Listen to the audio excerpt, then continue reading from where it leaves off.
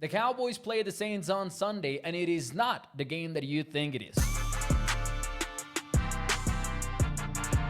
What is up, everyone, and welcome into A to Z Sports Dallas Primetime. I am your host, Mauricio Rodriguez, streaming with you live every Sunday and Thursday night at 8 p.m. Central, and catching up with you Monday, Tuesday, and Wednesday with quick-hitting videos such as this one. The Cowboys play the Saints on Sunday, man, and I've seen a lot of people chime in as to what this game really is, and I don't agree with most of them. Some people say that it's an easy game. After all, the Cowboys are favorites almost by a full touchdown, 6.5 favorites in the betting world, heading into week 2. The Cowboys, they just bid down on the Cleveland Browns. The Saints got their own bid down, but they did so against the Carolina Panthers. And a lot of people are like, oh man, the Cowboys are going to have an easy one. The big one is against the Baltimore Ravens. Now, that's one side of the equation. There's another side with some people calling this a trap game. I don't agree with those people either, because I think a trap game is like the Cardinals in week 3 last year. That looked like a very weak team. They had Joshua Dobbs at a quarterback. They didn't have a scary offensive line. They didn't have a lot of weapons. Their defense was merely okay, decent, below average maybe, and that to me seemed like an actual trap game. I look at the Saints, and here's what I see. A serious foe. Like, it is what it is. It's not an easy game, and it is also not a trap game, because we should be giving the Saints some respect after dropping 47 points on the Panthers. Not only that, the how they went about it and why they were able to dominate the Panthers in such fashion. Here is the big story after watching the film for that one. They have a fun offense. Like, I'm talking a legitimately fun offense. And for those of you who missed it, the Saints offense is coordinated by none other than Clint Kubiak. You might know the name because of Gary Kubiak, but here's the resume on Clint. He was a passing game coordinator for, you guessed it, the Kyle Shanahan San Francisco 49ers last year, 2023. Now, obviously, Kubiak knows how things are done in the Shanahan world, because he is the son of Gary Kubiak, who coached for Mike Shanahan, Kyle's dad, over at the San Francisco 49ers way back then, the Denver Broncos as well. Gary Kubiak then was the head coach of the Houston Texans and led Aaron Foster to glory through the white zone, which is more or less the same scheme that Kyle Shanahan still runs, obviously with so many more tweaks to it. But yeah, he is somebody. And you watch that Saints offense, and you will realize that is a Shanahan-esque offense. They're using a lot of high candy, and I smile because it's exciting. Like, it's a fun offense to watch. Honestly, I've got all of my doodles here to just really go over them very quickly. They do a lot of high candy. I'm talking about plays where they will run to the right, but pre-snap, and believe me, there is a ton of pre-snap. They used motion in 88% of their snaps. That's how crazy it was. That's almost 9 plays out of 10 somebody was moving either at the snap or pre-snap. It's pretty cool to watch, honestly. But they'll have somebody flowing to the left when the run is to the right, and then they'll change it up, and then they'll do play action. There are some plays where they get someone flowing to the right, for example, and then at the, he's flowing first, lines up, so like a pre-snap shift, and then another receiver starts flowing to the right. It's a play action pass. Derek Carr, ends up rolling to his right. There is some crazy stuff going on. They will still use Taysom Hill as a weapon. They will put him at quarterback and flex out Derek Carr as a wide receiver, and then they'll run it with them, but while having a screen pass built into the play if Taysom Hill wants to take that route as well. They'll be doing some toss plays as well, and then they will have some pass concepts off of that. Like, they are creative. They have their concepts tied into each other pretty well, so they are unpredictable, and the defenses need to account for like every possibility, which is tough when it's happening in real time, obviously. And here is the big story for me heading into this Cowboys-Saints game.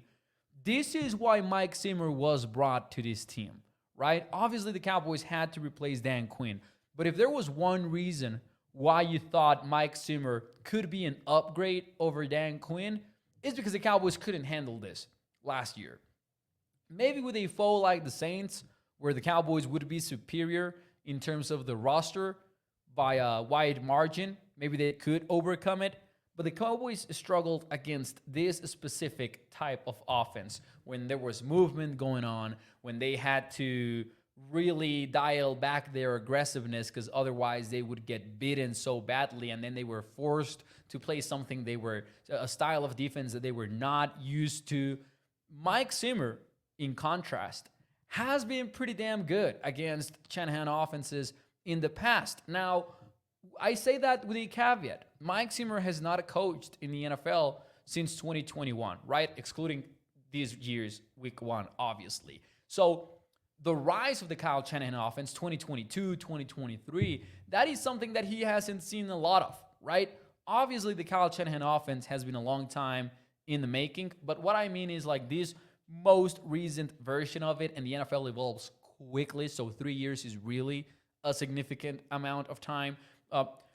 He hasn't faced like those modern iterations of it, but I'm excited about this because it's the first time that Mike Zimmer will be put to the test in that way since he's been in Dallas. Now, by the way, Zimmer is no stranger to Clint Kubiak and vice versa, because Clint Kubiak was actually Zimmer's offensive coordinator for 2 years in Minnesota. He was 1 year, 2021, had 2 years extra, but as quarterbacks coach. So these two know each other, and that presents a very fun question, right? Who takes the most advantage out of this? Like, Kubiak knows very well what Zimmer wants to do defensively because he was with the guy every day as one of his coordinators, and Zimmer knows Kubiak, and not only that, he was his head coach. And yes, one of them is defensive, the other is offensive, but that's what makes this a fun matchup in my eyes. But honestly, the big takeaway from me watching this Saints offense is they can do so much stuff. They'll get into 21 personnel. They'll start in another formation and then motion back into this condensed formation, and they can either run the ball or pass from it. They're not afraid to go 13 personnel. You see mostly wide zone concepts, but again, with so much pre-snap motion where they keep the defenses guessing. When they get to the red zone, they can do power, they can do gap scheme stuff, they can change it up and really get physical up front, which is one of the big things that stood out to me. This offensive line played the run much better than I thought they could. As a matter of fact, I'm going to make a painful confession here, but this has to stay between us. I picked the Panthers to win in week one, and I ended up getting my ass beat just like the Panthers. I took the Panthers +4 in one of my biggest bets of the week. You know why? Because I was fading the Saints' offensive line, but they looked pretty damn decent against the Panthers. Tylius Fuaga, the first-round rookie, who I know you know because we talked about him so much during the draft process, he is a damn good run blocker, and he showed it at the NFL level as well. That leads me to this. Sure, the Saints did a lot of cute stuff with their scheme, and I do believe they've got a solid offense going on right now with the way that Derek Carr is playing, which, a parenthesis, if I may, right from the get-go, first drive of the game, Derek Carr has the pocket collapsing on him. Everyone is crashing on him, and he unleashes, I don't even know how long that ball went. Felt like 50 yards, honestly. Excuse me, sorry about that. That might not have been 50 yards, but it was an absolute bomb with pressure on his face, delivered with accuracy. Derek Carr might not be fooling around in 2024. He's asking for another shot, and hey, let's hear him out, I guess. But the Saints have a good offense, and here's where I think things could go differently for New Orleans. They allowed 3 pressures against Carolina. I don't think this is the kind of game where that will happen. Because Fuaga versus Micah Parsons is a much different story. It is a much different story when you got to face Micah, and when you're not facing him, you're facing DeMarcus Lawrence, and when it's not that, it's Kendricks blitzing through the big gap, or the Marvin Overshown, who we learned is not a human because he can move like a monster.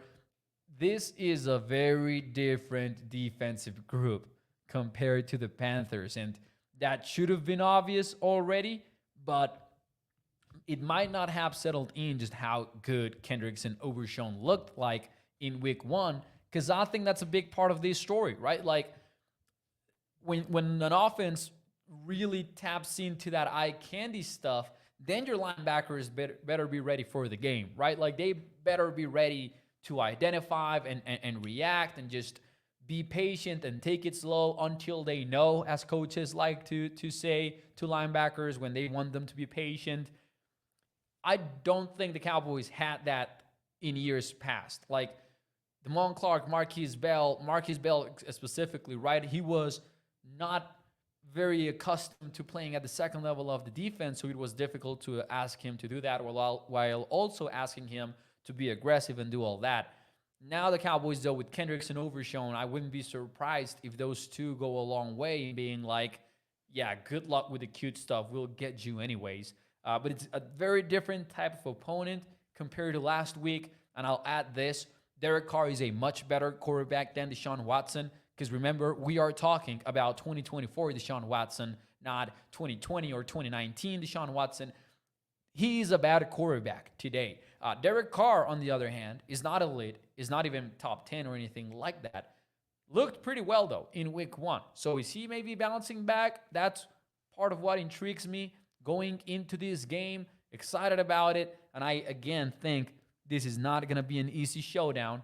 I think it's fair to call the Cowboys favorites. I think chances are tomorrow on the prediction show at 8 p.m. Central, by the way, tune in. Chances are I'm going to pick the Cowboys to win the ball game. I don't know what side of the spread I'm taking, though, because it might be a close game. It might be. I'm excited about it. By the way, for those of you who don't know, Jake Ferguson did not practice per the injury report. Marshawn Neiland was also added to it. Did not practice. John Stephens Jr. did not practice.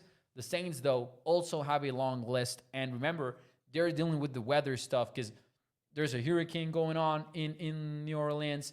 Wasn't expected to really touch there, but it did like earlier than expected. So Wednesday and Thursday, their practice times have been very messed up. And even coaches and players have been talking about how it's affecting their preparation. So obviously the first thing is that hopefully they stay safe, but evidently this also presents an advantage, an unfair one, but an advantage nevertheless for the Cowboys going into Sunday in week 2. So anyways, hope that you enjoyed the show. Hope that you liked this. Let me just give you a few more numbers here very quickly.